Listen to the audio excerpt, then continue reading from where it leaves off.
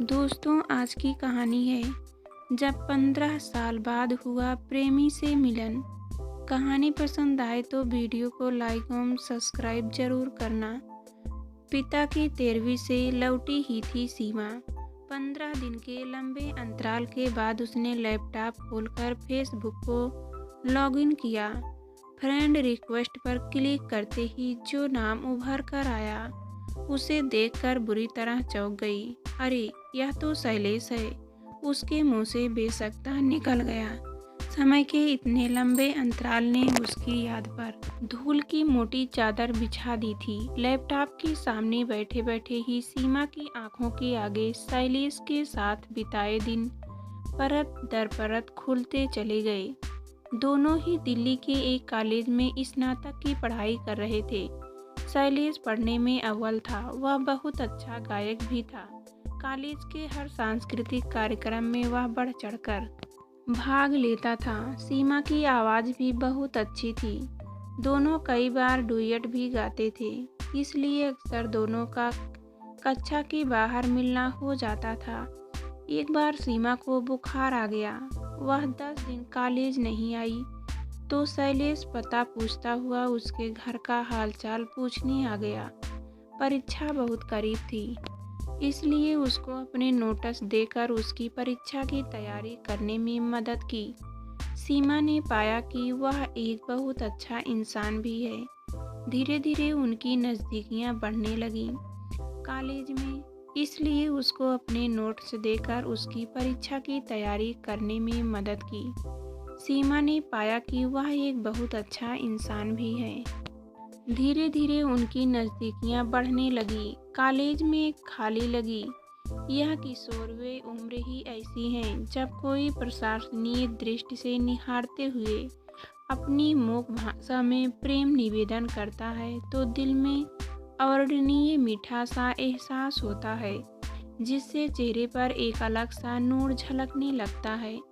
सारी दुनिया बड़ी खूबसूरत लगने लगती है। चिलचिलाती गर्मी की दोपहरी में भी पेड़ के नीचे बैठकर उससे बातें करना चांदनी रात का एहसास देता है।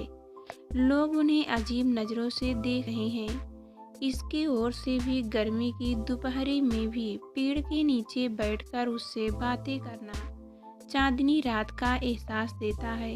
लोग उन्हें अजीब नज़रों से देख रहे हैं। इसकी ओर से भी वे बेपरवाह होते हैं। जब खुली आंखों से भविष्य के सपने तो बुनते हैं, लेकिन पूरे होने या ना होने की चिंता नहीं होती।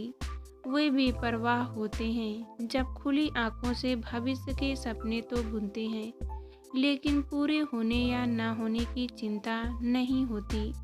नज़रों से देख रहे हैं, इसकी ओर से भी वे बेपरवाह होते हैं। जब खुली आंखों से भविष्य के सपने तो बुनते हैं, लेकिन पूरे होने या ना होने की चिंता नहीं होती। नज़रों से देख रहे हैं, इसकी ओर से भी वे बेपरवाह होते हैं। जब खुली आंखों से भविष्य के सपने तो बुनते हैं, लेकिन पूरे होने या ना होने की चिंता नहीं होती। एक दूसरे की पसंद नापसंद का बहुत ध्यान रखा जाता है। बारिश के मौसम में भीगकर गुनगुनाते हुए नाचने का मन करता है। दोनों की यह स्थिति पढ़ाई पूरी होते ही शैलेश अपने घर बनारस चला गया, यह वादा करके कि वह बराबर उससे पत्र द्वारा संपर्क में रहेगा। साल भर पत्रों का आदान प्रदान चला, फिर उसके पत्र आने बंद हो गए। सीमा ने कई पत्र डाले, लेकिन उत्तर नहीं आया। उस जमाने में ना तो मोबाइल थे, न ही इंटरनेट। धीरे धीरे सीमा ने परिस्थितियों से समझौता कर लिया, और कर भी क्या सकती थी। सीमा पढ़ी लिखी थी तथा आधुनिक परिवार से थी। शुरू से ही उसकी आदत रही थी कि वह किसी भी रिश्ते में एक तरफा चाहत कभी नहीं रखती। जब कभी उसे एहसास होता कि उसका किसी के जीवन में अस्तित्व नहीं रह गया है, तो स्वयं भी उसको अपने दिल से निकाल देती थी। इसी कारण धीरे धीरे उसके मस्तिष्क से शैलेश निकलता चला गया। सिर्फ उसका नाम उसके जेहन में रह गया था। जब भी वह नाम सुनती तो एक धुंधला सा चेहरा उसकी आंखों के सामने तैर जाता था। इससे अधिक और कुछ नहीं। समय निर्बोध गति से बीतता गया। उसका विवाह हो गया और 2 प्यारे प्यारे बच्चों की माँ भी बन गई। पति सुनील अच्छा था, लेकिन उससे मानसिक सुख उसे कभी नहीं मिला। वह अपने व्यापार में इतना व्यस्त रहता कि सीमा के लिए उसके पास समय ही नहीं था। वह पैसों से ही उसे खुश रखना चाहता था। 15 साल के अंतराल पर फेसबुक पर शैलेश से संपर्क होने पर सीमा के मन में उथल पुथल मच गई और अंत में वर्तमान परिस्थितियां देखते हुए रिक्वेस्ट एक्सेप्ट न करने में ही भलाई होगी। अभी इस बात को 4 दिन ही बीते होंगे कि उसका मैसेज आ गया। किसी ने सच ही कहा है कि कोई अगर किसी को शिद्दत से चाहे तो सारी कायनात उन्हें मिलाने की साजिश करने लगती है। और ऐसा ही हुआ। इस बार वह अपने को रोक नहीं पाई। मन में उसके बारे में जानने की उत्सुकता जागी। मैसेज का सिलसिला चलने लगा, जिससे पता चला कि वह पुणे में अपने परिवार के साथ रहता है। फिर मोबाइल नंबरों का आदान प्रदान हुआ। इसके बाद प्रायः बात होने लगी। उनका मूक प्रेम मुखर हो उठा था। पहली बार शैलेश की आवाज़ फोन पर सुनकर कि कैसे हो नवयुवना सी उसके दिल की स्थित हो गई थी। उसका कंठ भावोद्रेक से अवरुद्ध हो गया था। उसने संकुचाते हुए कहा, अच्छी हूँ मैं अभी तक याद हूँ, मैं भूला ही कब था। जब उसने प्रत्युत्तर में कहा तो उसके दिल की धड़कनें बढ़ गई। उसने पूछा, फिर पत्र लिखना क्यों छोड़ दिया? तुम्हारा एक पत्र माँ के हाथ लग गया था तो उन्होंने भविष्य में तुम्हारा मेरा संपर्क में रहने का दरवाज़ा ही बंद कर दिया और मुझे अपना वास्ता दे दिया था। उनका इकलौता बेटा था, क्या करता? उसने सीमा से कभी भविष्य में साथ रहने का वादा तो किया नहीं था, इसलिए वह शिकायत भी करती तो क्या करती? एक ऐसा व्यक्ति जिसने अपने प्रेम को भाषा के द्वारा कभी अभिव्यक्त नहीं किया था, उसका उसे शब्दों का जामा पहनाना उसके लिए किसी सुखद सपने का वास्तविकता में परिणत होने से कम नहीं था। यदि वह उससे बात नहीं करती तो इतनी मोहक बातों से वंचित रह जाती। समय का अंतराल परिस्थितियां बदल देता है, शारीरिक परिवर्तन करता है, लेकिन मन अछूता ही रह जाता है। कहते हैं हर इंसान के अंदर बचपना होता है जो किसी भी उम्र में उचित समय देखकर बाहर आ जाता है। उनकी बातें दोस्ती की परिधि में तो कतई नहीं थी। हाँ, मर्यादा का भी उल्लंघन कभी नहीं किया। शैलेश की बातें उसे बहुत रोमांचित करती थी। बातों से लगा ही नहीं कि वे इतने सालों बाद मिले हैं। फोन से बातें करते हुए उन्होंने उन पुराने दिनों को याद करके भरपूर जिया।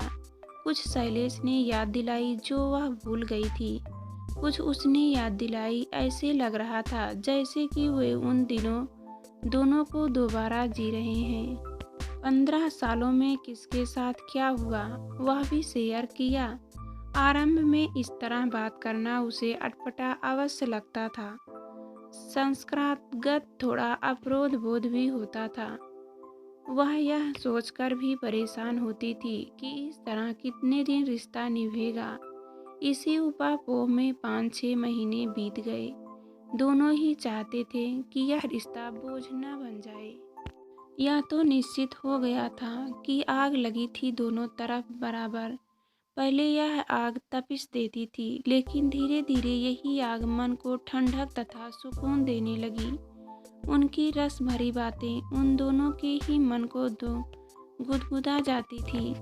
एक बार शैलेश ने एक गाने की लाइन बोली, तुम होती तो ऐसा होता, तुम यह कहती। उसकी बात काटते हुए सीमा बोली, और तुम होते तो कैसा होता? कभी सीमा चुटकी लेती, चलो भाग चलते हैं। शैलेश कहता, भाग कर जाएंगी कहाँ? एक दिन शैलेश ने सीमा को बताया कि ऑफिस के काम से वह बहुत जल्दी दिल्ली आने वाला है। आएगा तो वह उससे और उसके परिवार से अवश्य मिलेगा। यह सुनकर उसका मन मयूर नाच उठा। फिर कड़वी सच्चाई से रूबरू होते ही सोच में पड़ गई कि अब सीमा किसी और की हो चुकी है। क्या इस स्थिति में उसका शैलेश से मिलना उचित होगा? फिर अपने सवाल का उत्तर देते हुए बुदबुदाई कि तो क्या हुआ? समय बहुत बदल गया है, एक दोस्त की तरह मिलने में बुराई ही क्या है? सुनील की परवाह तो मैं तब करूं जब वह भी मेरी परवाह करता हो। खुश रहने के लिए मुझे भी तो कोई सहारा चाहिए। देखूं तो सही, इतने सालों में उसमें कितना बदलाव आया है। अब वह शैलेश के आने की सूचना की प्रतीक्षा करने लगी थी।